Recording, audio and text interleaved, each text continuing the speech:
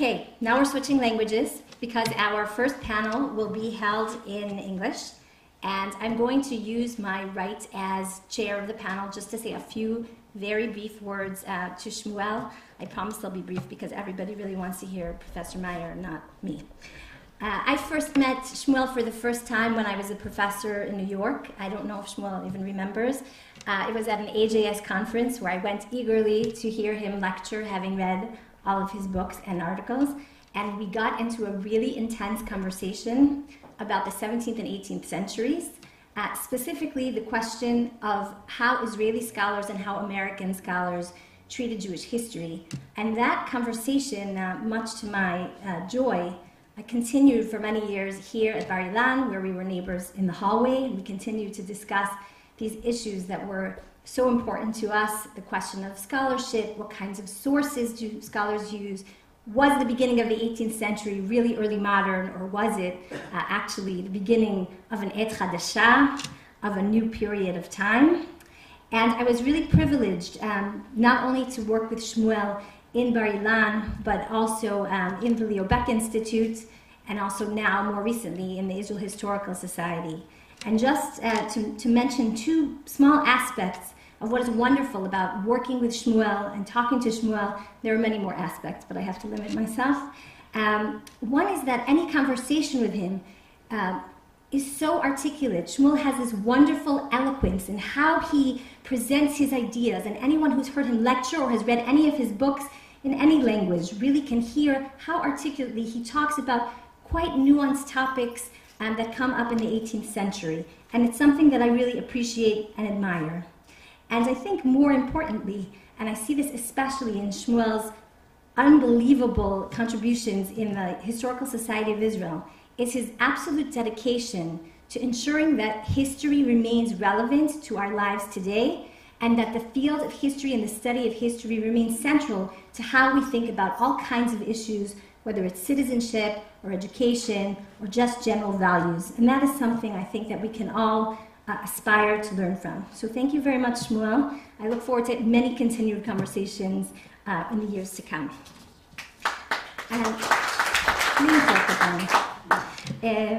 Now it is my great pleasure to introduce our illustrious speaker, Professor Michael A. Meyer, who was born in Berlin, Germany, and grew up in Los Angeles, where he graduated from UCLA.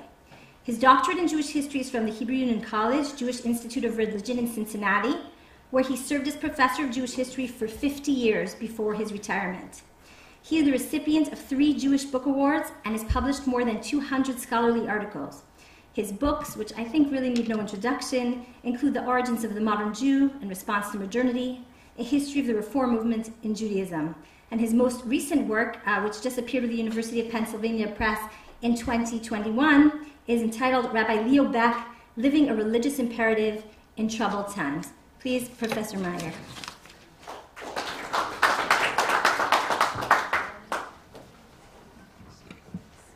Thank you, Professor Kaplan.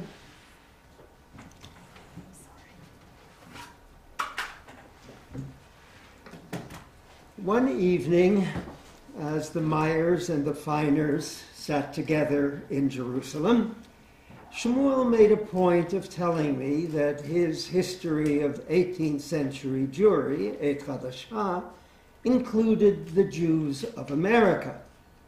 And as anyone who has read that wonderful work knows, its important chidush lies in his recounting Jewish history by way of personalities. So perhaps my presentation here, which focuses on an American Jewish personality in relation to an Israeli, both of them raised in Europe, may be an appropriate tribute to my much admired friend and fellow historian, Shmuel פיינר.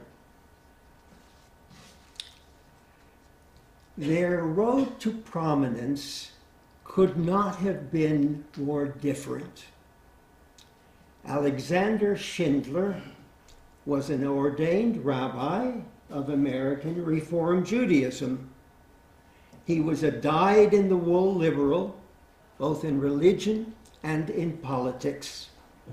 An ordinee of the Hebrew Union College in Cincinnati, he had served as a congregational rabbi in Worcester, Massachusetts, before gradually climbing the ladder from regional director to vice president and ultimately to president of the Union of American Hebrew Congregations, the topmost position in American Reform Judaism.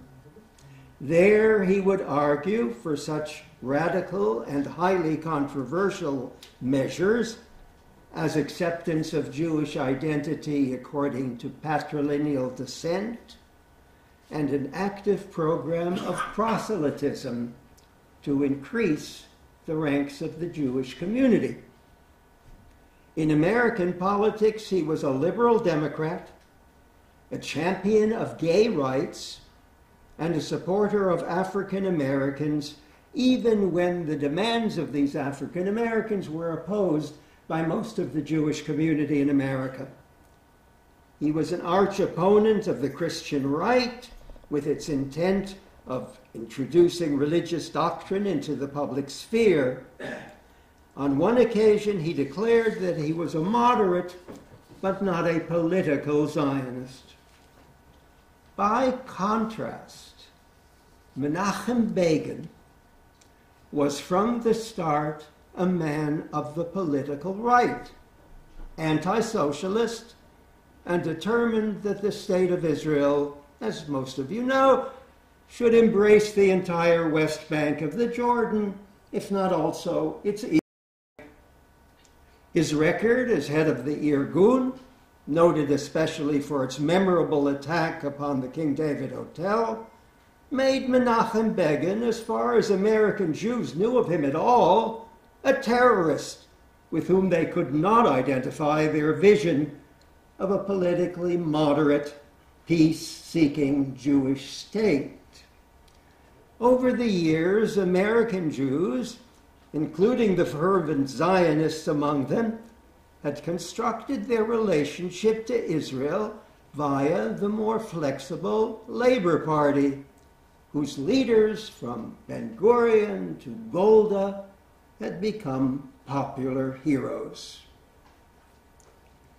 When, on May 17, 1977, the Likud bloc won the Knesset election, and a month later, on June 20th of that year, Menachem Begin became prime minister, there was shock and disbelief among American Jews. Likewise, there was fear that the carefully nurtured relationship between American Jews and the Israeli government, which was believed vital for continuing American support for Israel, as well as for strengthening Jewish identity among American Jews, was in danger of collapse. Perhaps this was even more the case since the highest representative position in American Jewry, chairman of the 32-member Conference of Presidents of Major American Jewish Organizations, was held at that time by none other than Alexander Schindler. And yet, amazingly, not only did the Reform rabbi and the Likud prime minister succeed in maintaining both Jewish and American government support for Israel, but they forged a remarkably close personal bond. A journalist writing in Ma'ariv called them the odd couple. But perhaps their unexpectedly intimate relationship was not so strange after all. The following brief survey of background and events may shed some light on their relationship. The selection of Alexander Schindler in January 1976 to head the President's Conference was itself an innovation. No Reform Jewish leader had previously held that position. Moreover, Schindler made it clear that he favored breaking with what he believed to have been the organization's mistaken policy of simply urging political and financial support for Israel without any indication that they had any doubts about any Israeli policy's wisdom. Never one to mince words, Schindler had suggested on Israeli television and in an address before the Zionist Organization of America that American Jews felt they were being treated like cows, milked for their support, allowed no more than occasional moo for good form, and then sent off to pasture.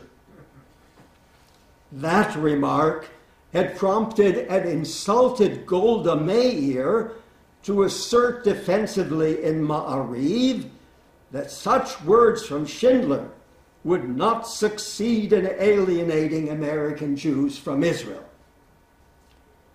At a later time, Schindler would connect that same dismissive attitude to the current Prime Minister, Yitzhak Rabin, who he believed never really cared about diaspora Jewry and treated its representatives with a lack of genuine respect. Schindler went so far as to suspect that, quote, Rabin viewed the President's Conference not so much as an instrument to marshal support for America's Jews, but rather to manage them, to keep them out from underfoot. It is not entirely clear when Schindler and Begin first met. If not earlier, it may have been in February 1976 at the Second Brussels Conference on the subject of Soviet Jewry, held shortly after Schindler became the head of the President's Conference, and an event that both men attended. Begin's official chronicle reports that the conference went beyond its immediate subject and, quote, accepted the proposal of the Reform Rabbi Alexander Schindler that, quote, our right to the land of Israel is not subject to dispute, end quote. Perhaps there were other early meetings as well, for by the time of the Likud victory, their relationship had warmed to the point that when Schindler sent Begin a telegram of congratulations and support, the newly triumphant, incipient Prime Minister responded with a cable in which he called Schindler, quote, dear friend Alexander, and concluded, yours in friendship and respect. Within a few days after the Likud victory, in what Schindler described as a dramatic gesture, he was on his way to Israel, having been urged to make the trip by Begin's son. The American government, represented by Stuart Eisenstadt, also thought that such a trip would be a good idea. Not so, however, the Israel embassy in the United States. The Israeli ambassador, Simcha Dinitz, of the still regnant Labor Party at that time, commented, quote, why should Alex commit himself so soon? It seems unseemly for him to do so. Why so great a hurry? Begin may not even be able to form a government, end quote. A close friend of the reform movement in Israel, Knesset member Zalman Abramov, agreed, noting that Begin was, quote, rigid and will never change, end quote. Even if he should become prime minister, he won't last long. In Israel, Schindler was able to chat with Begin in the hospital, where he was recovering from a heart attack, and was able to continue their conversation a few days later in his home. What developed might today be described as chemistry. Schindler reported that what struck him more than any argument Begin made was how Begin, the person, made him feel. Namely, that this adamant politician was a man of integrity, with love for the Jewish people, and a mystical love for its land. Schindler was also impressed that Begin listened to what he had to say, and that he did so with respect. Begin's attitude was the more remarkable since Schindler refused to moo. On the contrary, he made it clear that Begin's recent appearance carrying a Torah scroll at the controversial West Bank settlement of Kadum was, in his eyes, a divisive provocation. Nonetheless, when he returned from Jerusalem, Schindler told officials of the American government and representatives of American Jewry that he believed that Begin could make the necessary transition from candidacy to incumbency, and that his desire was for peace.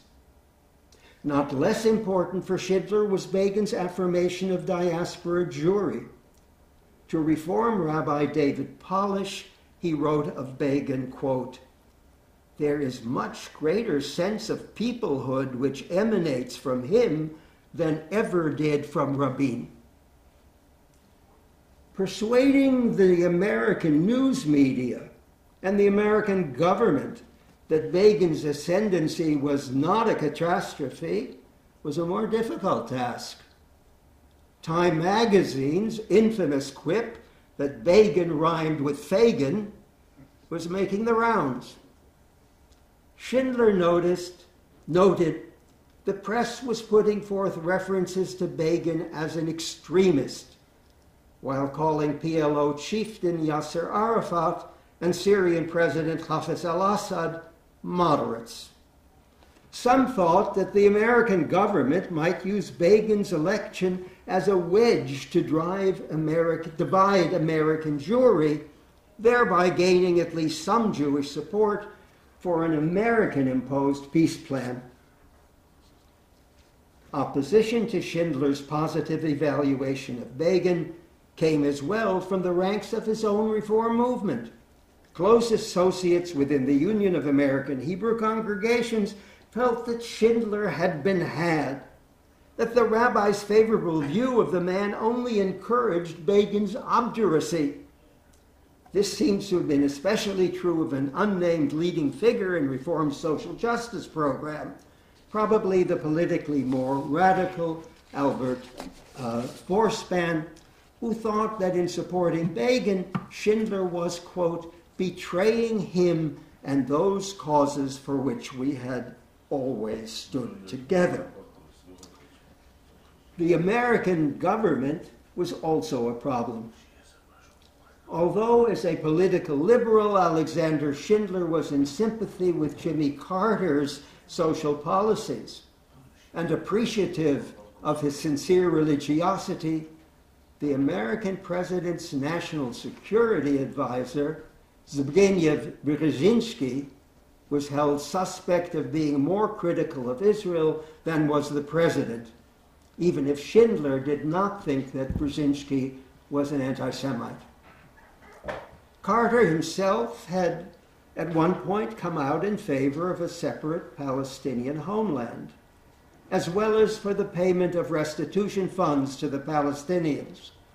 Schindler saw it as his chief task during the period of the interregnum before Begin assumed the premiership to prevent erosion of support, whether among Jews or within the American government.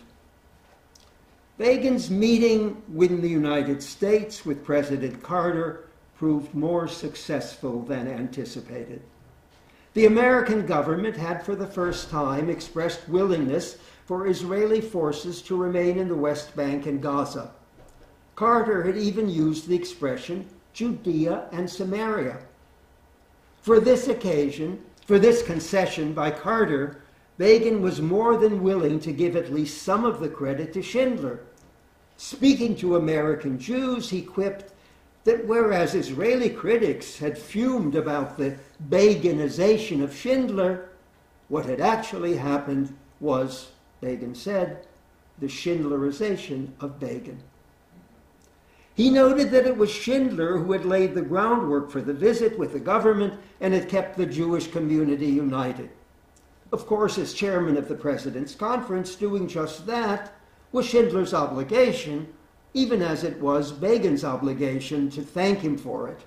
What is remarkable is that Begin had come to see the relationship as more than a political necessity. Beneath the political convergence lay a remarkable personal one.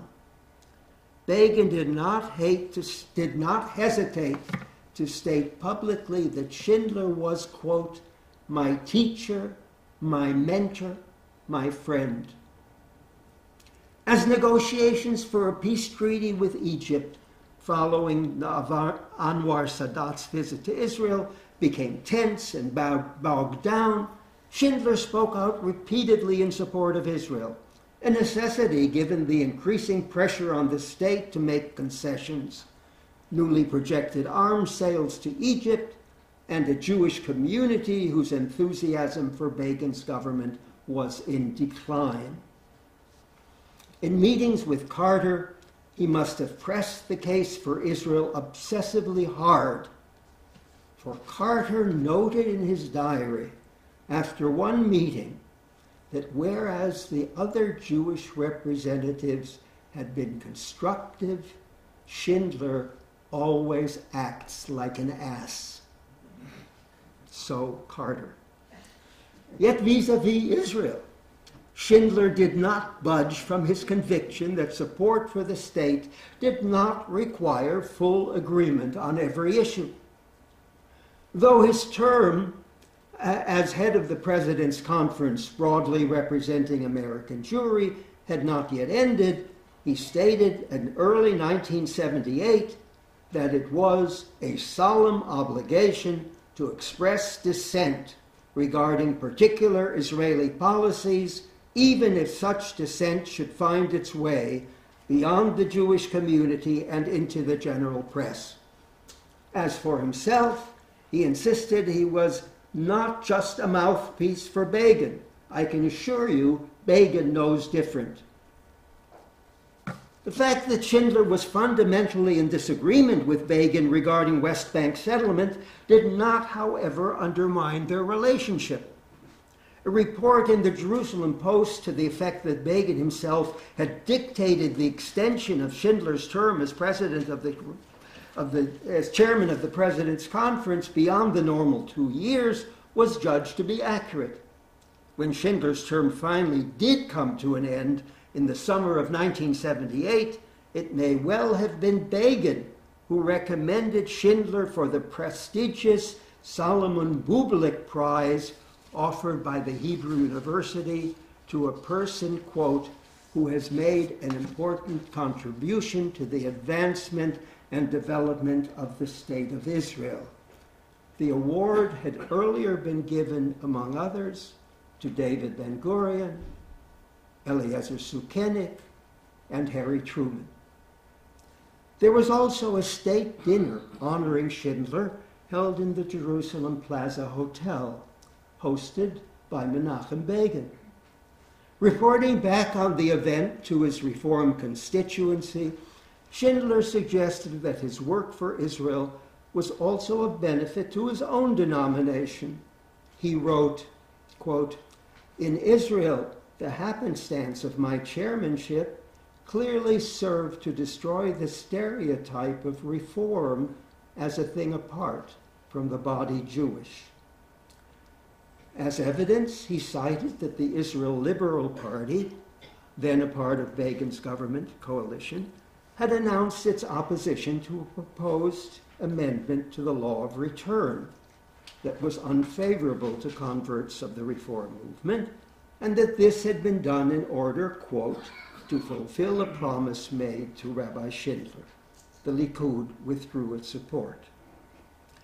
During the 1980s, when Schindler was no longer constrained by needing to represent American Jewry as a whole, and as the Israeli government increased its funding for settlements beyond the Green Line, a move objectionable both in terms of peace project prospects and on account of financially disadvantaging two kibbutzim of the reform movement in the Arava, Schindler became increasingly critical of Israel, though avoiding any direct attack on Begin.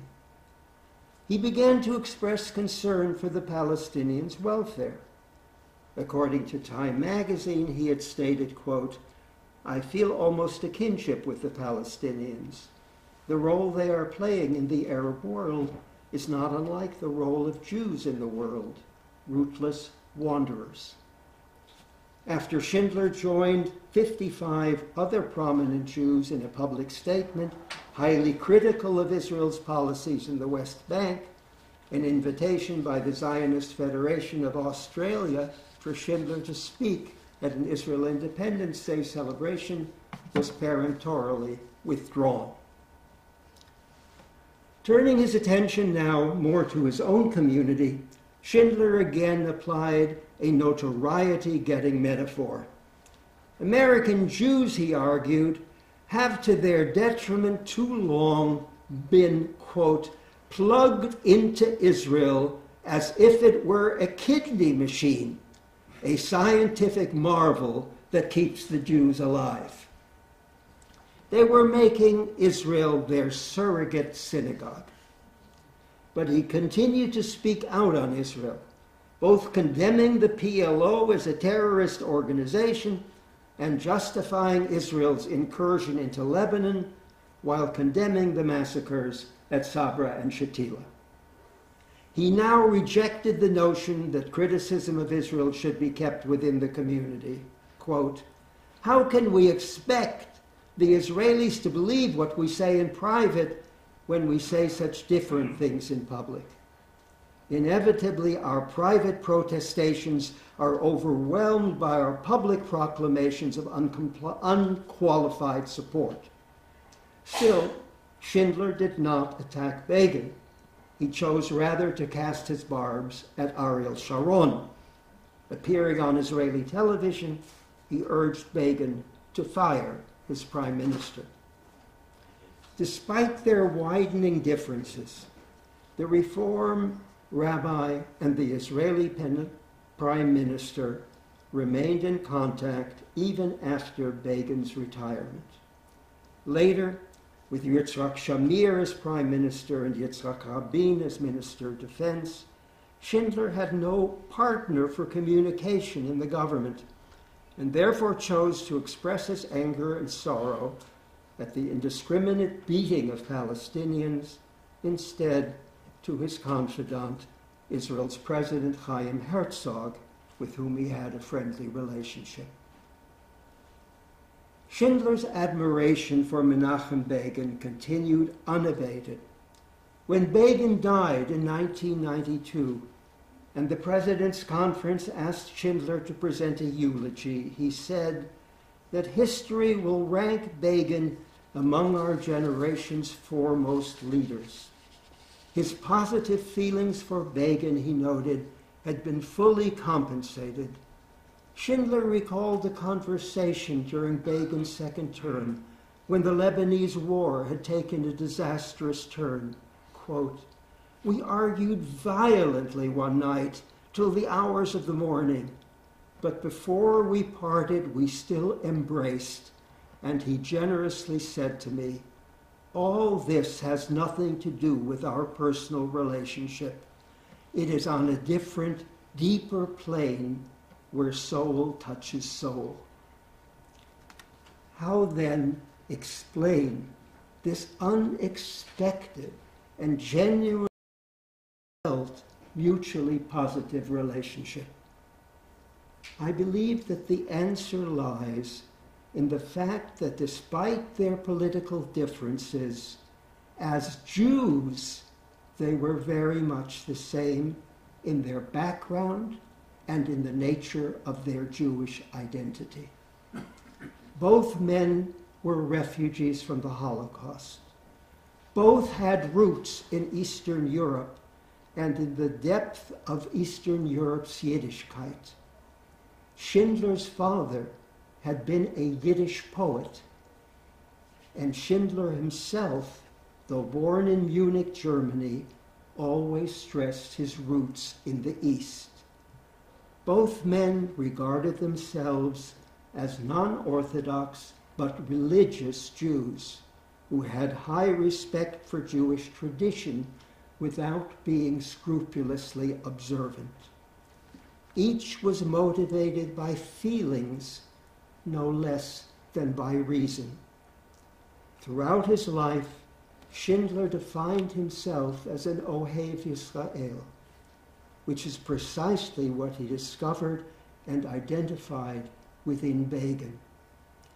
Schindler liked to quote the saying, "Was wir sennen, sennen wir, aber Jiden sennen wir." He saw himself as a Jew before he was an American, even as Begin saw himself as a Jew before he was an Israeli. For both of them, Jew was the noun, and American or Israeli was no more than an adjective. Odd as their relationship may have seemed at that time, it was, upon reflection, really not so surprising that these two men should have developed a genuine love for each other. Thank you.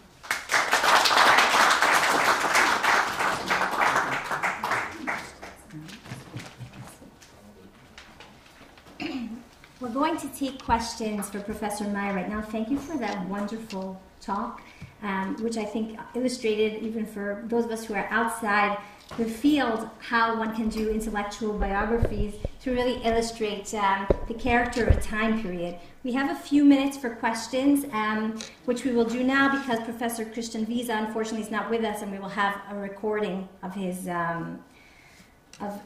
talk. So please, if anybody has any questions for Professor Meyer. Yes, Adam, please. Professor Meyer, thank you very much. I'm wondering if Begin and Schindler ever talked about Schindler's critical role in advancing patrilineal descent as an identity definition within American Jewry. So I imagine that Begin would have had a different position. And similarly, you quoted him as saying, or additionally, that Schindler kind of was optimistic, at least he showed his colleagues in America that maybe this was the start of more recognition of the reform movement within Israel. Whereas we know in practice, and you've been involved in that in different ways, that it didn't really pan out that way. So I'm wondering if there's more to be said about that issue as well. Schindler did not talk with Begin about patrilineal descent that we know. I mean, there's only so much of their conversations that was recorded by either of the two men. But Schindler was very much Israel-centered, even though he was clearly a diaspora Jew. In the 1970s was the time when the reform movement most actively sought legitimation in Israel.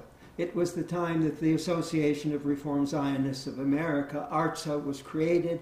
It was the time when the World Union for Progressive Judaism joined the World Zionist Organization, and it was also the time when Rabbi Richard Hirsch, who was a close friend of Schindler's, established the headquarters of the World Movement in Jerusalem. And Schindler was very much a part of it. In my book on the Reform Movement, I have a picture of him carrying a Torah scroll under a chuppah at the dedication of the first Reform kibbutz in the Arava at Kibbutz Yahel. So he was very much concerned that reform would be legitimized in Israel and during the 1970s, but he always felt that American Jews should not be simply yes men for Israel, but that they should maintain their independent right to take positions, which seems to me has become extremely relevant in Israel in the last few days. Thank you. Other questions?